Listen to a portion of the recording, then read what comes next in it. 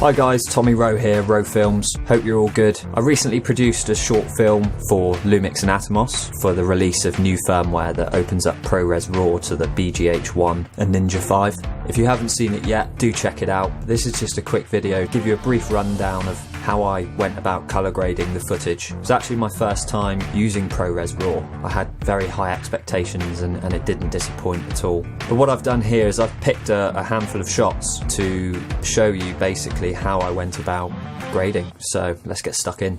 So when it came to doing the colour grading for the Kernow film, there are many ways to go about it. But for this one I decided to approach it as I normally do as someone who predominantly works in Final Cut. I like to make my own LUTs in Photoshop. That's what I decided to do here. The tools that you have in Photoshop, you can really tweak your footage and nail your look. And then when you export it and apply it as a LUT onto your footage, it pretty much gets you 90% of the way there straight away. The tools I tend to use in Photoshop are hue, saturation, colour balance, channel mixer, RGB curves, and sometimes I'll make more than one variation for different scenes or lighting conditions as needed really. But I can actually show you in Final Cut. So first things first, we go into the settings here and you can see the amazing thing about ProRes RAW is you have the ability to change your ISO and your white balance, so they can be creative choices in post, which is what we want. I converted the raw footage to log and then apply the camera LUT.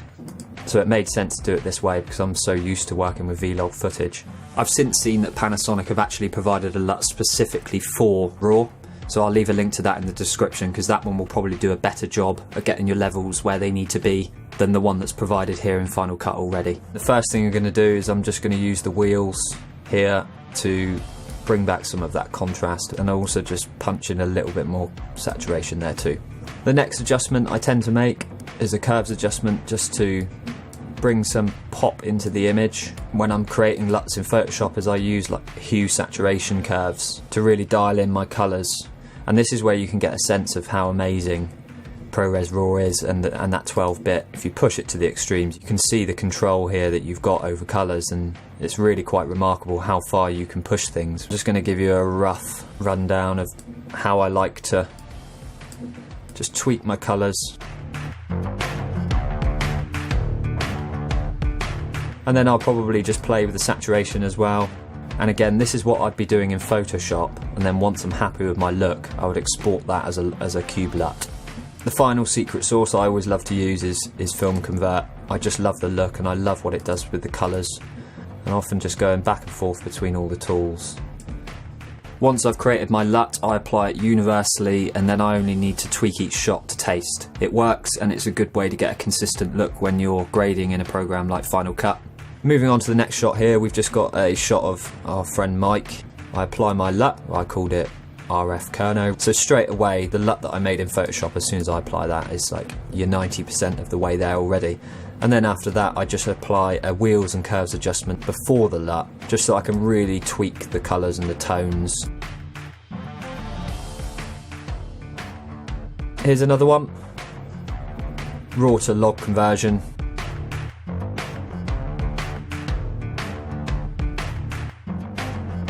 This, in normal footage, could be clipped here where the sun is, but you can just see, just pulling back on your highlights there, all of that detail's still there. It's just so amazing to have that information there.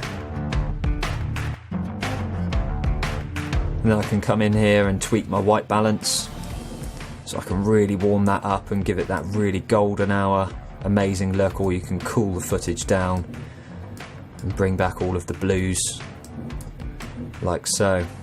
So the control you have over this footage is amazing, and then my final adjustment again is just to add the Film Convert. And being able to do all of this natively in Final Cut is fantastic too. I mean, the footage, when you see it, it just plays back so smoothly. And then the final shot, same thing goes. I've done the raw to log conversion, slap the LUT on, and then as always I apply the wheels and the curves before the LUT so that it's affecting the footage before the LUT is applied to it.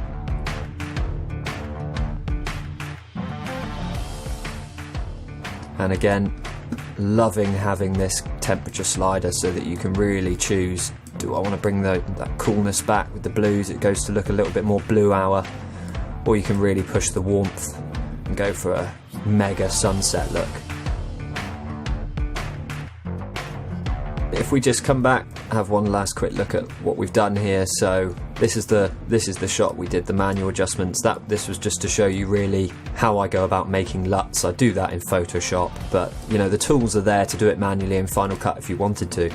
Film convert, just to bring in those lovely film-like colours. But for the Kernow film, I had the grain down to sort of 20%, something like that, and I find that just adds a little bit of texture to the image. It's an extremely subtle change, but it's that finishing touch, I find, just to tie all of your footage together.